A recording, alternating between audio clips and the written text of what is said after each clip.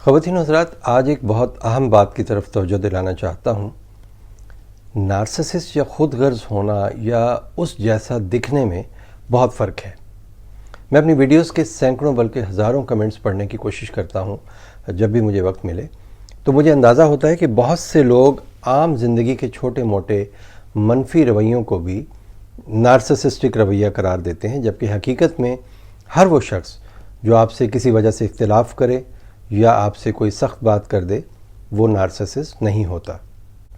जैसे कि वालिदैन अगर बच्चे की बेहतरी के लिए उसकी सरजनिश करते हैं या उसे दुनिया के गर्म सर्द से बचाने के लिए अपने अंदाज से उसकी तरबियत करते हैं या बाज़ औक़ात दुरुस्त रवैया भी इख्तियार करते हैं, तो उसे नरगिसी रवैया या नार्सिसिस्टिक अप्रोच नहीं कहेंगे, क्योंकि वालिदैन अपने बच्चों को दुनिया के रहमो करम पर नहीं छोड़ सकते।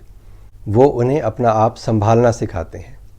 और एक बात और भी अहम है कि हम में से हर कोई नार्सिसिस्ट से मिलती जुलती खसूसियात रख सकता है, क्योंकि हम सब में भी अना होती है। अना या ईगो हमें उस वक्त से बचाती है जब हमारे पास कोई और रास्ता नहीं होता।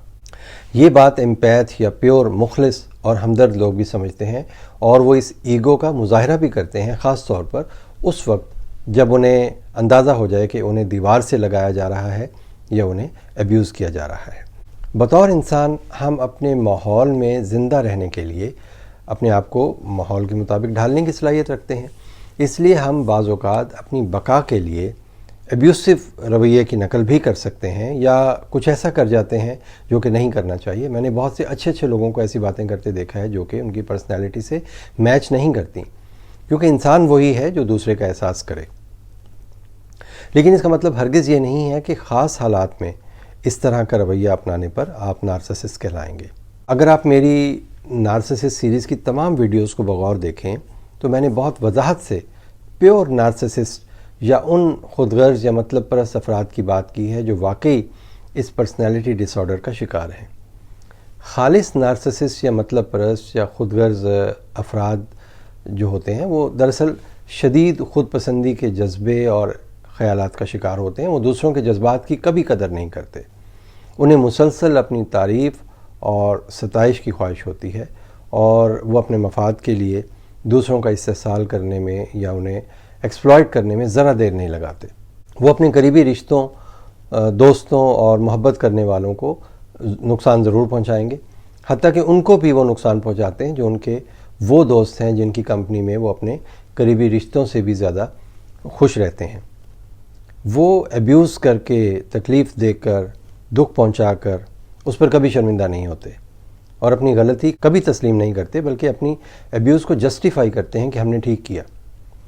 वो साइलेंट ट्रीटमेंट से या आपसे अचानक दूर होकर, आपको इग्नोर करके आपको शदीद तकलीफ़ में मुब्तला रखते हैं।